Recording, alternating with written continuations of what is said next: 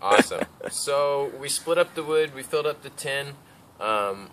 This is going to be our container that holds the wood, obviously. You want a lid on it. It doesn't have to be perfectly sealed, but, you know, at least something that's going to stay together when there's fire on it, and in case it gets moved around, bumped. If it's too open, you know, you'll get too much off-gassing. You want a little bit of pressure, but, you know, if you get too much pressure, it wants to, like, pop lids and stuff. But anyway, we have the can filled, and we put a little hole right in the center. You want to make sure that, you know, your chunks are big enough in here that when they burn down, they don't clog up the hole as stuff's coming out. And so these are good sized chunks to throw in. And you know, when you're done with it, you can get charcoal that you could use for smithing and stuff like that. But so you can adjust your sizes accordingly, you know, if you're planning for doing that too. But anyway, so that's a good thickness. This is also a really good quality. I wanted to point that out. The density, how much of the sap in the wood makes a big difference how much you're going to get. So, you know, this is some not as clean stuff. It's got veins of it in it, but as you see, this stuff, it's just super saturated with it. It's almost like smoked salmon color right in here. And that's really what you're looking for. And so we filled the can up with that. Alright. And then got a second catchment can. And that gets sunk down to about dirt level, so it's flush. And we'll put the big can on top of that. But first we got to fill it back with a little bit of the dirt here. And the main thing that you want to be careful of when you're putting this all together is that you don't get any air flowing in from the outside where the fire is. So after we fill the can up, or fill the hole around the can, we'll set the big can on top. And this doesn't have to be packed down very tight or anything. You know, this is just to help keep it stable. And it's nice to have a little bit extra dirt when you're banking around the sides of the big can. Okay, so, you know, we got a little bit of dirt in there. I just want to make sure that the holes center over it. You know, with a wide can like this on the bottom, makes it really easy. And then just start filling out the sides.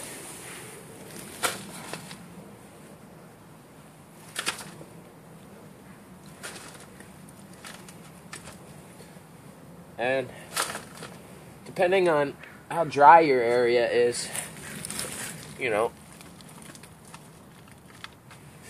you may want, and what kind of soil, you can have a little bit higher rim or a little bit lower rim. I just do a couple of inches above the bottom.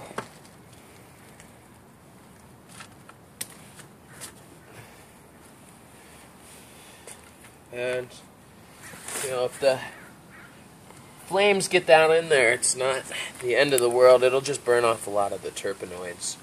And what's cool with this stuff, when it gets extracted, it separates and has the tar and then the turpentine, basically. So you can pour off the turpentine and use it to cut the tar, make it more like a varnish, you know, basically thin it out to your needs. And you can also use it to get the stuff off your hands, or you can use it for powering prop planes in World War II, and all the other uses turpentine has. Yeah. Mm-hmm. But so that's a cool aspect that comes with making the tar. Yeah, waterproofing and grip. So around here in the Pacific Northwest, there's a lot of things that can be waterproofed. You know, you can waterproof wood, waterproof rope, waterproof buckskin, waterproof metal, waterproof whatever.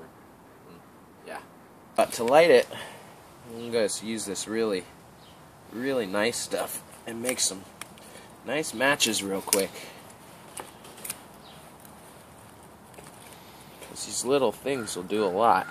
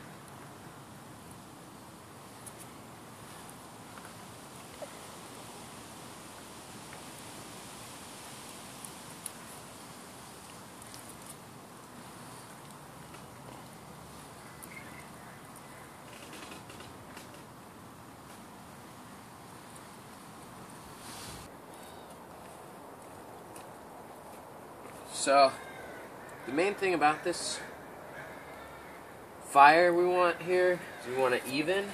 We don't want it too hot. Just want it hot enough to get it cooking in there. You can hear it.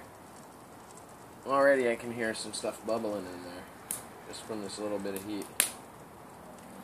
So if you get it too hot, you get a lot of pressure and you get a lot of the turpentine shooting out the top. You'll see flames.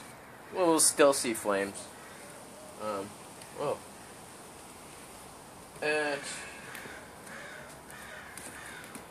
And you won't catch as much of it. I can't see you. Let me get around where I can see your face. Okay. Sorry about the pot there. Shit. Let me go like this. So right now we got the wall pretty even. You know, if you've got really hot spots, it's very easy to just either move it away or take a stick, move it to a side that's not burning. You know, there's a little blank spot right here. You know, we can move things around just like that. There's some blank spots on the other side, so I can replace a burning log over with a non-burning log. You'll switch it over so you get a little more fire over there, and it'll damp it down a little bit here. And because it's important to keep it even, and important to keep it not too hot if you really want as much of the clean oils as possible. So right here, you can see that the vapors and well, the vapors at least are starting to come out. It'll start to smoke a bunch, but at the very beginning, it's usually the vapors, and then you know the wood will start to char. But as this gets hotter and the vapors start pushing out more, you'll see flames shooting out little holes in the can. And you know, some cans I haven't put any holes in because the seam alone, you know, shitty tin can seam alone isn't that good. So airspace. But this has a couple of holes and it has, you know, a pretty loose seal. So it's not going to get over-pressured, which is a good thing. So, you know, if you wanted to do this a little bit more abo, a clay vessel with a lid, you know, you can cook around it, and you want to make sure it's on lower heat, because it's not draining down into a contained area that's away from the heat. It will be stuck in the can, but you can do it inside of a vessel with a lid and just heat it up. It'll pull out all the tar, it'll pool to the bottom, pour it through a strainer, and you got the same stuff. But this is just a little a two-piece operation instead of a one-piece operation. Then there's other forms where, you know, they've casted metal and made it so you can build a fire around this big metal tank, and as it heats up, it just pours tar out of a spout. That's another way to go about it. But yeah, just bits for thought. Oh yeah, what were we talking about before? Oh yeah. If you leave it if it gets clogged and it's still. Yeah. So Tony brought up a really good point that you know, if the hole gets clogged up, you know, he was burning his tar for it sat there and burned for 4 hours because, you know, the tar sat there in the can and kept basically boiled out. And so the burn should only take about an hour to an hour and a half if you've got good heat on it.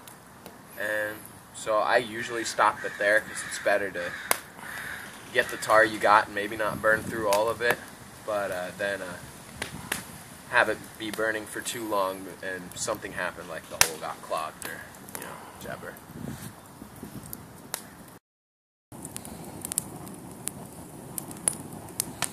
So, as you can see here, the flames are coming out the lid. Means we're getting a little bit hot. We're definitely pushing a lot of tar out of the piece, but you can see the smoke pouring out of the holes. You can see the flame shooting out of the sides. So Usually I'll just back things up a little bit further away from the fire.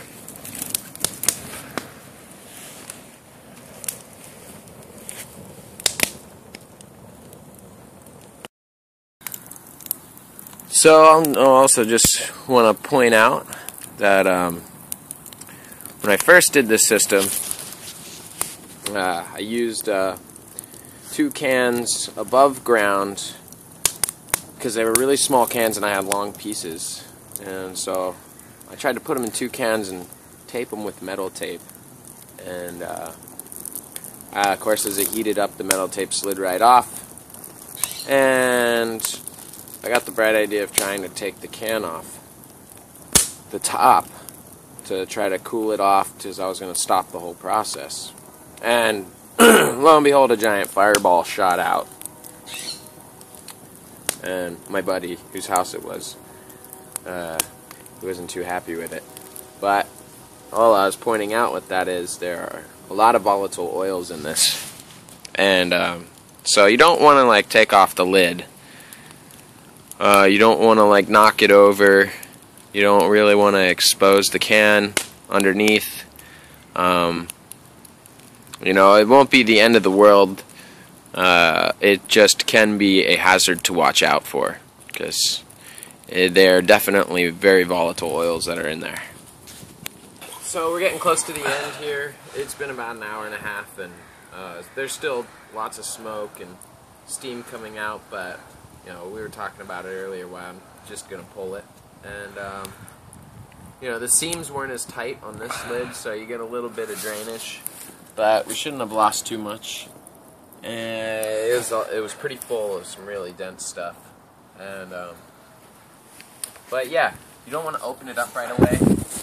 You know, you can spread the coals away if you wanted to stop it right away, or you can let it burn out, just let it slowly cool down. And you don't want it to get cold, just in case when you open it up there's stuff on the bottom. You can drain it out the hole, just tilt it. So if it's cold, it gets back to its tar state, so it's harder to get out of stuff. But if you open it too soon, you know, it's trying to burn, but there's not enough oxygen. So if you open it up while it's all still really hot, you can ignite it and get a big fireball shooting out. So I'm just gonna let it die. We'll come back. We'll get back to it in like 15 minutes. Yay!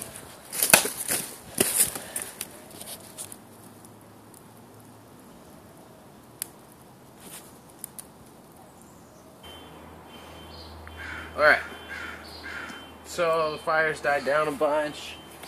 We can just move embers out of the way. There's still a little smoke coming out the top, so it's warm, but it should be cool enough to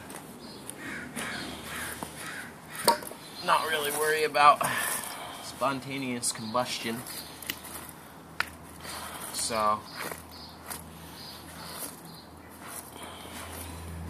what I like to do is open it up, just get the dirt out and away as much as you can, expose the whole base of the rim, because you don't really want dirt falling into your nice fresh batch of tar.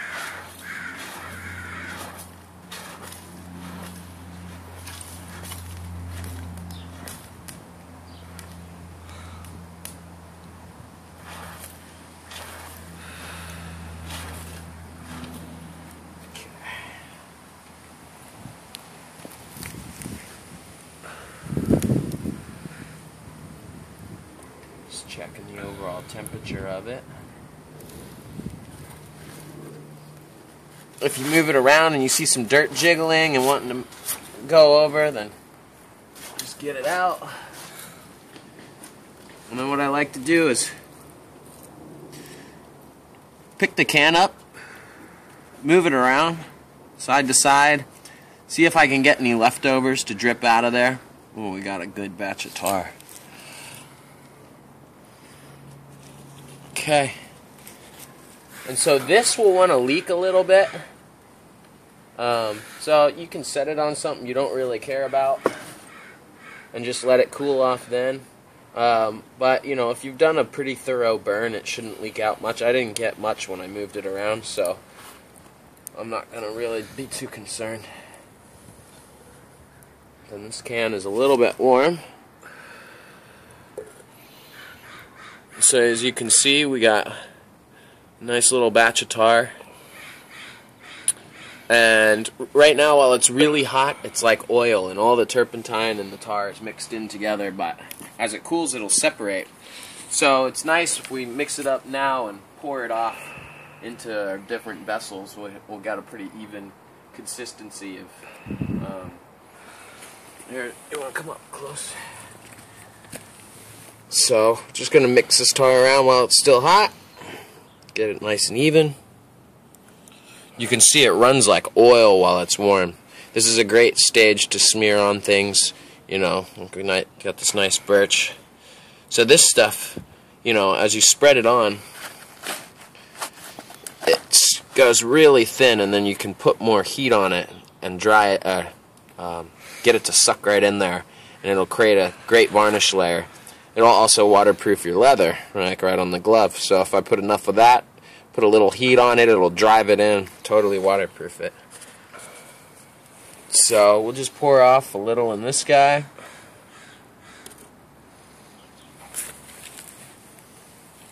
Yeah.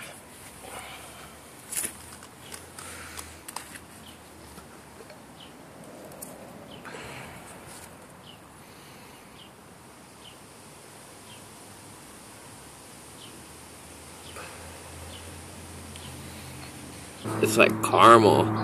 Yeah, it's perfect. Perfect batch. Nice.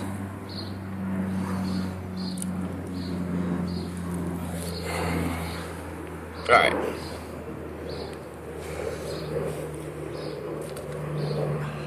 And then they also use this stuff as a base for mosquito repellent. So you can mix it with different oils and different herbs, or you can use it as is, as just a crude form. But yeah, it's very strong smelling, and you know, extremely viscous. And when it's hot, it turns into oil. When it's cold, it turns into a tar. So you can see, very stringy stuff. But you know, if you need like grip for hand drill, or you know, my buddy uses it on his kayak paddle because it stays on even when it's wet. Sailors would use it for ropes and rigging on boats, and you know, just in my experiments with it, I was using it to try to find a primitive form of waterproofing for brain tan buckskin, and we'll do a little section on that to show some of the uses of this stuff, but that'll come later. So, yeah. Food.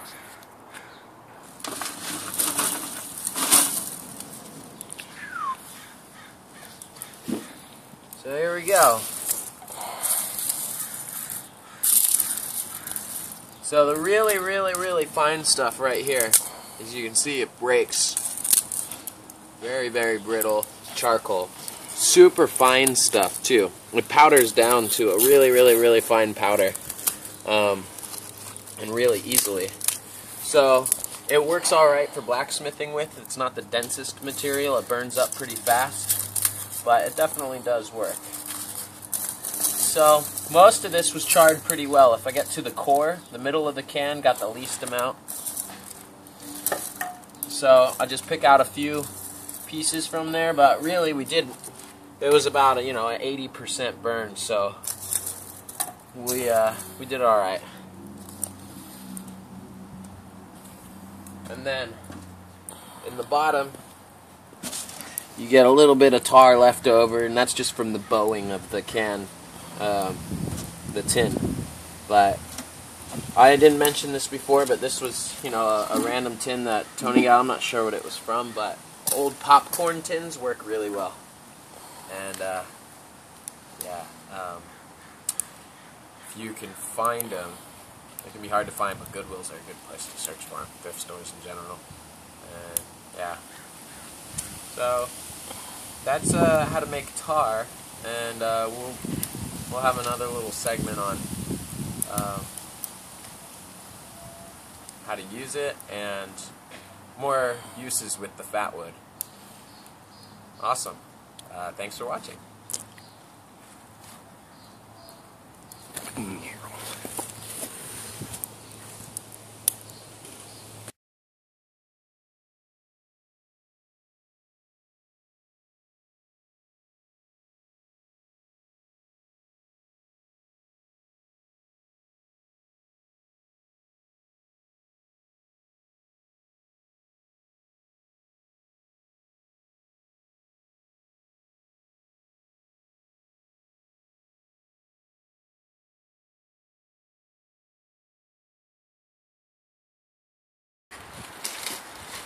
So with this, it's real easy. I got a hand-forged knife made by Tony DeLond right here. It's his. We made it. It's pretty cool. So I've got Tony's knife he made out of a duck spring. So we got Tony's knife we made.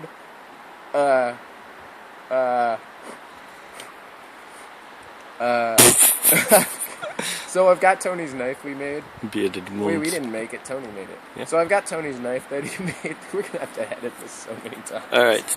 I'm about to whack into some fat wood. I'm about to whack my fat wood in front of you. Alright. Get it.